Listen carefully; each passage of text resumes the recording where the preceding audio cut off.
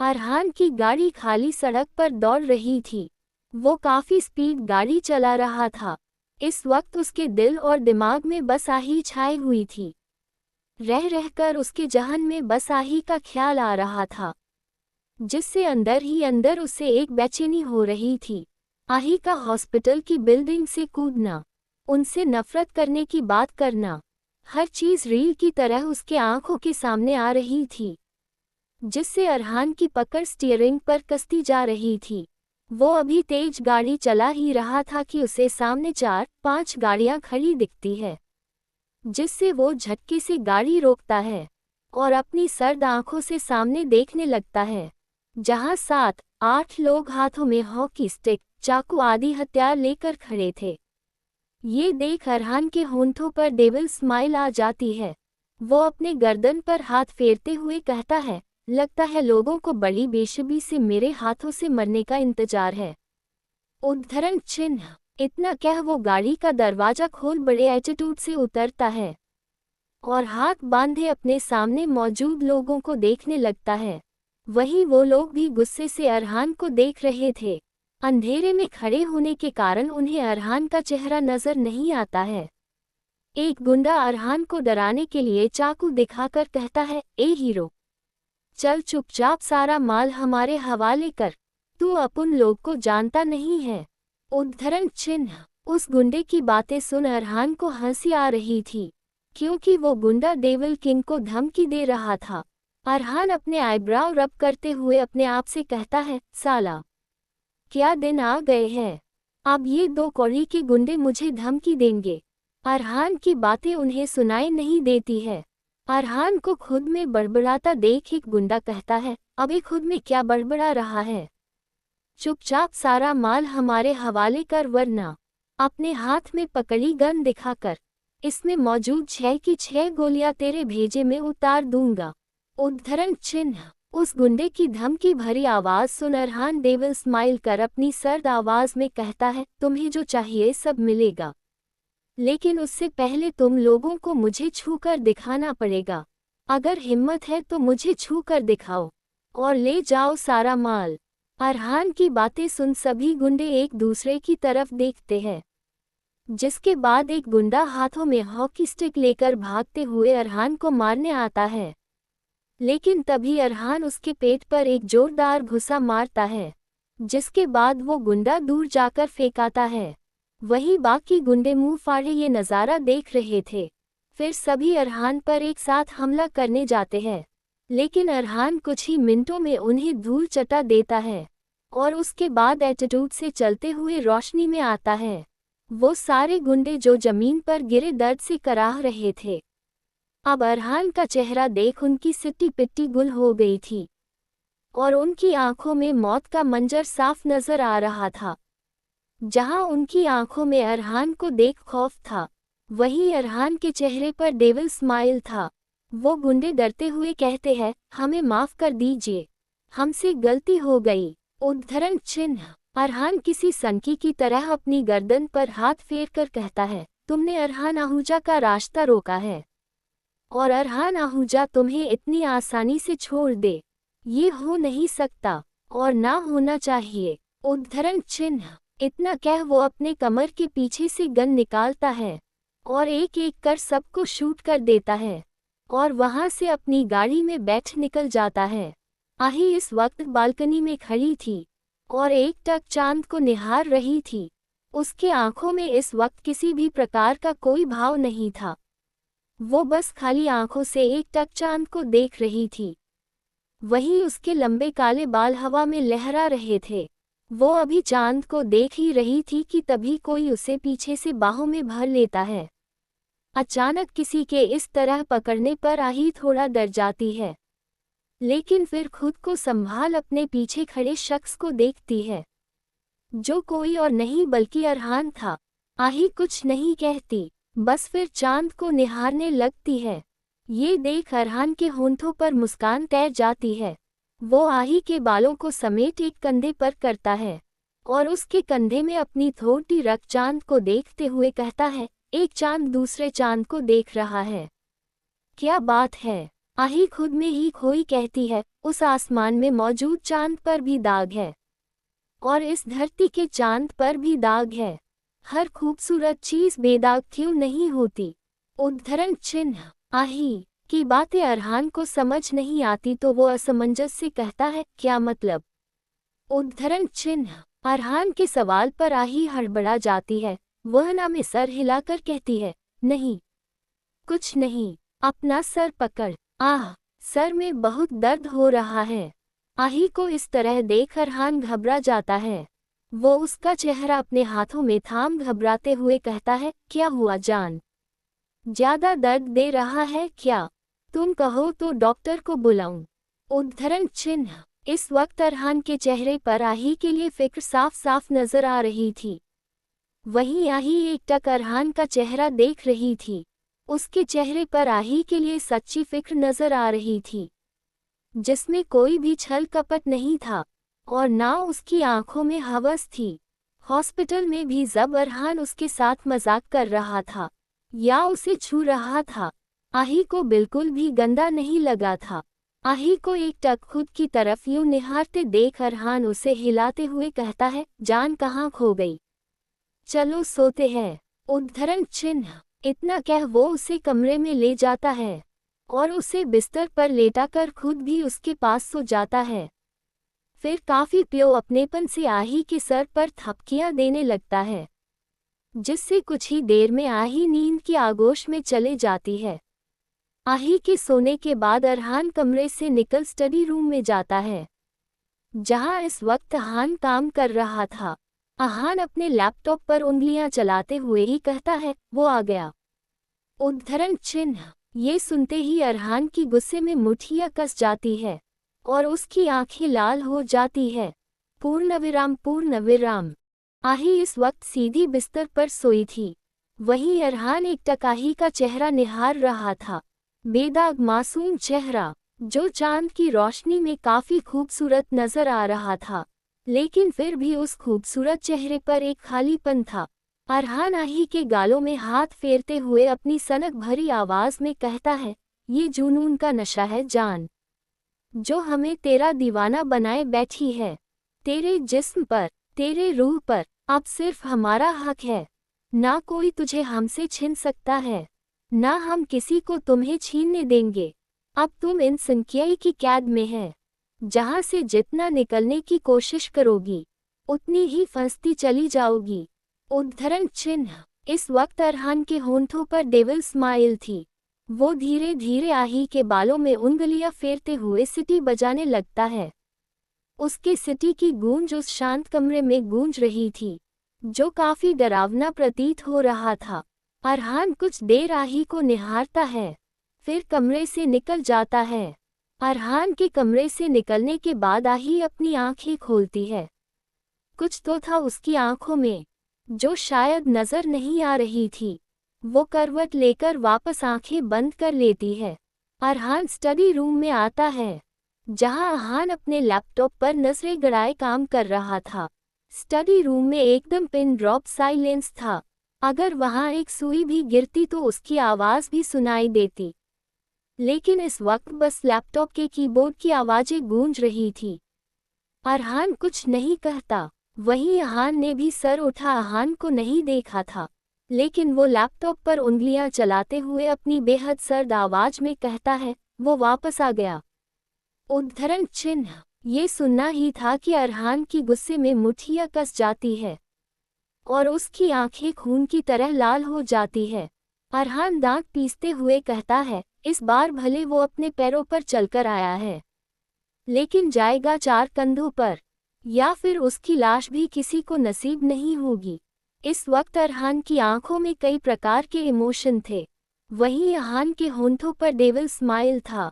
वो आराम से अपनी रोलिंग चेयर पर बैठे हुए ही कहता है, बहुत लुका छुपी का खेल हो चुका है, अब आर पार का खेल होगा, जहां जान के बदले जान और धोखे के बदले मौत होगी। उद्धरण चिन्ह। इस वक्त अरहान के होंठों पर खतरनाक मुस्कान थी। वैसी ही मुस्कान अरहान के होंठों पर थी। अरहान माल आ गया। अरहान माल आ भी चुका है और सही जगह पहुंच भी चुका है। आखिर अरहान आहूजा कोई काम हाथ में ले और वो पूरा ना हो, ऐसा हो सकता है क्या? उद्धरण चिन्ह। इतना कह वो फिर से डेविल स्माइल करने लगता है। वहीं अरहान के होंठों पर भी डेविल स्माइल थी। एक नई सुबह जो बहुत कुछ बदलने वाली थी और बहुत से राजों से पर्दा भी उठाने वाली थी। आही आराम से किंग साइज बेड पर सो रही थी। तभी सूरज की किरणें पर्दे से छनकर उसके बेदाग मासूम चेहरे पर पड़ती है, जिससे उसका बेदाग चेहरा चमकने लगता है। आही कसमसाते हुए उठकर अंगड़ाइयां लेते हुए अपने बालों का जुड़ा बनाती है। तभी उसकी नज़र बिस्तर पर पड़ती है, जहां सिलवटें नहीं थी, जिसका साफ मतलब था कि वो रात भर अकेले सोई है। आही के सर पर और हाथों पर पट्टी बंधी हुई थी, लेकिन फिर भी उसकी खूबसूरती में कोई कमी नहीं थी। वो बिस्तर पर पड़ा अपना दुपट्टा उठाती है और अपने दुपट्टे को गले में डाल बिस्तर से उठती है और बालकनी के चली जाती है। आही जिस कमरे में थी, वो कमरा दोनों भाई का था। जिस तरह कमरा आलिशान और काफी बड़ा था, उसी प्रकार उनके कमरे की बालकनी भी काफी बड़ी थी, जहां रंग बिरंगे फूल थे, जिससे साफ पता चल रहा था कि दोनों भाइयों को फूल बहुत पसंद है। उन फूलों के ऊपर रंग बिरंगी तितलियां मंडरा रही थी। ये देख आही के होंठों पर हल्की सी मुस्कान आ जाती है, लेकिन अगले ही पल उसकी मुस्कान फीकी पड़ जाती है। वो बालकनी के रेलिंग को पकड़े जब नीचे का नज़ारा देखती है तो उसकी आंखें बाहर आने को तैयार थी, क्योंकि नीचे गार्डन में दोनों भाई शर्टलेस थे और पुशअप्स कर रहे थे। दोनों भाइयों की ऊपरी बॉडी पूरी तरह नेकेड थी, जिसमें पसीने की बूंदें साफ साफ नजर आ रही थी। अरहान वहां रखे पानी की बोतल को उठाता है और बोतल का पूरा पानी अपने सर पर डाल लेता है, जिससे पानी उसके एब्स पर फिसल विलीन हो रहे थे। दोनों भाई इस वक्त कामदेव का रूप लग रहे थे, जिनसे नजरें हटाना इतना भी आसान नहीं था। अगर उन दोनों भाई को कोई लड़की इस रूप में देखती तो बेहोश ही हो जाती। आही आंखें फाड़े दोनों को एकटक देख रही थी। उन दोनों भाई को इस रूप में देख आही का गला सूख रहा था। उसके गाल शर्म से सुर्ख लाल हो गई थी। वो एकटक अपने दोनों पतियों को निहार रही थी, या यूं कहूं दोनों को ताड़ रही थी। अपने ऊपर किसी की नजरें महसूस कर दोनों भाई ऊपर देखते हैं तो उनकी नजरें आही से जा मिलती है। आही को खुद को इस तरह निहारते देख दोनों भाइयों के होंठों पर डेविल स्माइल आ जाती है। वहीं आही झेप जाती है और नजरें चुराने लगती है। उसे इस तरह नजरें चुराते देख अरहान अपनी सर्द आवाज में कहता है, अगर तुम्हें हमें देखना है तो नीचे आकर आराम से निहार सकती हो। आफ्टर ऑल हम दोनों पर तुम्हारा ही तो हक है। उद्धरण चिन्ह। अरहान की बातें सुना ही शर्मा जाती है और जल्दी से कमरे में भाग जाती है। वहीं उसे इस तरह भागकर जाता देख अरहान अपने बालों में हाथ फेर मुस्कुराने लगता है। वहीं अरहान को इस तरह मुस्कुराते देख अरहान कहता है, नॉट बैड भाई, आप भी अब थोड़ा थोड़ा रोमांटिक बातें करना सीख रहे हैं। उद्धरण चिन्ह। अरहान मुस्कुराते हुए कहता है, हम अब शायद ही हमारे साथ सहज होकर खुशी खुशी रह पाएगी। वैसे भी हम अनाथों के पास परिवार के नाम पर बस वही है। उद्धरण चिन्ह। अरहान और हमें उसे कभी खुद से दूर नहीं जाने देंगे भाई, और ना अपने इस छोटे से परिवार को टूटने देंगे। उद्धरण चिन्ह। इस वक्त अरहान के आंखों में एक जुनून नजर आ रहा था। वो वहां से चला जाता है। वहीं अरहान भी गहरी सांस लेकर उसके पीछे पीछे चला जाता है। पूर्णविराम पूर्णविराम। अरहान और अरहान कमरे में आते हैं। तभी उन्हें बाथरूम से पानी गिरने की आवाजें आती है। वो दोनों समझ जाते हैं कि आही इस वक्त नहा रही है। ये सोचकर दोनों के होंठों पर डेविल स्माइल आ जाती है। वो दोनों जाकर वहां मौजूद सोफे पर किसी राजा की तरह बैठ जाते हैं। कुछ ही देर में वॉशरूम का दरवाजा खुलता है और आही बाथरूम से बाहर आती है। इस वक्त उसने अपने भींगे शरीर पर सफेद रंग का तौलिया लपेट रखा था और उसके बालों से भी पानी टपक रहा था। उसका भींगा बदन देख दोनों भाइयों का गला सूख रहा था। आही का ध्यान दोनों भाइयों पर नहीं था। वो जाकर शीशे के सामने खड़ी हो अपने गीले बालों को ड्रायर से सुखाने लगती है। तभी उसे अपने कंधे पर किसी की गर्म सांसें महसूस होती है, जिससे वो एकदम से सिहर जाती है और झट से पीछे पलटती है तो अरहान के सीने से टकरा जाती है, क्योंकि अरहान उसके बेहद करीब खड़ा था। अरहान को अपने इतने करीब खड़ा देख आही का गला सूख रहा था। उससे इस वक्त ढंग से सांस भी नहीं लिया जा रहा था। वहीं अरहान डेविल स्माइल कर आही को ऊपर से नीचे देख रहा था। अरहान आही को ऊपर से नीचे देख सेडेक्टिव वॉइस में कहता है, सेक्सी। उद्धरण चिन्ह। अरहान के मुंह से सेक्सी सुन आही के गाल शर्म से लाल हो जाते हैं और उसके कान गर्म हो जाते हैं। वहीं आही को ऐसे देख अरहान के होंठों पर मिस्टीरियस स्माइल थी। वो आही के गीले लटों को उसके चेहरे से हटाता है। वहीं अरहान की ठंडी उंगलियां अपने चेहरे पर महसूस कर आही अंदर तक सिहर जाती है। इस वक्त उसके मुंह से एक शब्द भी नहीं निकल रहे थे, या यूं कह सकते हैं कि अरहान की मौजूदगी से उसके होंठ सील गए थे। आही के होंठ कांप रहे थे और उसने अपने हाथों की मुट्ठियां कस ली थी। वहीं आही को ऐसे देख अरहान के होंठों पर डेविल स्माइल थी। अरहान इस वक्त शर्टलेस था और उसके 6 पैक एब्स वाला भींगा बदन आही के आंखों के सामने था, जिससे आही के मुंह से आवाज नहीं निकल रही थी। फिर भी वो अपनी घबराहट को छुपाते हुए कहती है, आपका बदन पसीने से भींगा है, आपको नहा लेना चाहिए। उद्धरण चिन्ह। अरहान मुस्कुराते हुए खुद को एक नज़र देखता है, फिर आही को देखकर कहता है, मेहनत करके बनाई गई बॉडी है जान, और ये पसीने भी मेहनत के हैं। अब मेहनत कर पसीने नहीं बहाऊंगा तो ज़्यादा देर तक बेड पर कैसे टिक सकूंगा, और तुम्हें अच्छे से बिस्तर पर किए से सफाई करूंगा। उद्धरण चिन्ह। अरहान की बेशर्मी भरी बातें सुन आही का मन कर रहा था कि वो अभी बड़ा सा गड्ढा खोदे और उसमें कूद जाए। आही इस वक्त अरहान से पीछा छुड़ाने की तरकीब सोच ही रही थी कि तभी जोर से बाथरूम का दरवाजा बंद होता है। दोनों का ध्यान बाथरूम के दरवाजे पर जाता है। अरहान का ध्यान भटका देख आही जल्दी से उसे धक्का दे क्लोजेट में भाग जाती है। वहीं उसे इस तरह भागते देख अरहान की हंसी छूट जाती है। वो अपने बालों में हाथ फेरते हुए कहता है, एक ही तो दिल है जान, कितनी बार जीतोगी। उद्धरण चिन्ह। कुछ ही देर में आही क्लोजेट से बाहर आती है। इस वक्त वो पूरी तरह तैयार थी। उसने पीले रंग का सिंपल सा प्लाजो सूट पहन रखा था। भले वो सूट देखने में सिंपल था, लेकिन उसकी कीमत कई ज़्यादा थी, क्योंकि उसे फेमस डिज़ाइनर ने डिज़ाइन किया था, और वो डिज़ाइनर सिर्फ गिने चुने लोगों के ही कपड़े डिज़ाइन करती थी, और उन गिने चुने लोगों में आहूजा ब्रदर्स भी आते थे। आही ने इस वक्त अपने माथे पर छोटी सी बिंदी लगाई थी, कानों में छोटे छोटे झुमके पहने थे, चेहरे पर कोई मेकअप नहीं। सादगी में भी वो बला की खूबसूरत लग रही थी। उसकी खूबसूरती के आगे इंद्रलोक की अप्सरा भी फीकी थी। आही के गले में इस वक्त दोनों भाइयों के नाम का मंगलसूत्र लटक रहा था, लेकिन उसकी मांग सुनी थी। आही जैसे क्लोजेट से बाहर आती है, उसकी नज़रें ड्रेसिंग टेबल के पास खड़े अरहान पर टिक जाती है। अरहान ने इस वक्त ब्लैक बिजनेस सूट पहन रखा था, जिसमें वो काफ़ी हैंडसम लग रहा था। उसके गठिले बदन पर वो काला रंग काफ़ी फब रहा था। ऐसे ही दुनिया भर की लड़कियां आहूजा ब्रदर्स की दीवानी नहीं थी। दोनों भाइयों की बात ही अलग थी। अगर कोई भी उन्हें एक बार देख ले तो उसके दिल में उन्हें हासिल करने की चाह जरूर आती है, लेकिन जिसे हासिल करने की चाह वो लोग मन में दबाए रहते हैं, वो पहले ही किसी के हो चुके हैं।